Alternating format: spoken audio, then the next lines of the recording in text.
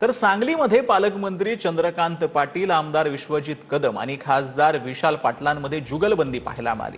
निधीच्या मुद्द्यावरून तिघांमध्ये काय जुगलबंदी झाली पाहूया।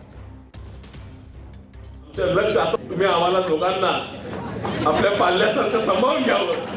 आम्ही तुम्हाला निधी मागतो, त्यामुळे ज्या ठिकाणी गरजेचं आहे, जी प्रामाणिक लोक आहेत त्या लेखाला देण्यासाठीच मागतो। आमचं लक्ष असावं तुमचं आहे, जेवढी खोटं सांगायला नको। दादा विशालराव खासदार आहेत, मी आमदार आहे, आम्ही दोघे तरुण आहोत आणि लहान मुलासारखे आहोत। तुम्ही पालक आहात, तुम्ही ज्येष्ठ आहात आणि तुम्ही आम्हाला विशालराव म्हणाले आम्हाला सांभाळा। आता मीडियावाले वेगळं काहीतरी छापतील, वेगळं थांबू नका। विशालरावला जे म्हणायचं होतं, दादा आमच्या पाठीचे आहेत, ते ज्येष्ठ आहेत, वडीलधारी आहेत, आम्हाला त्यांचा मनापासून आदर आहे, ते निश्चितपणे सांभाळतील।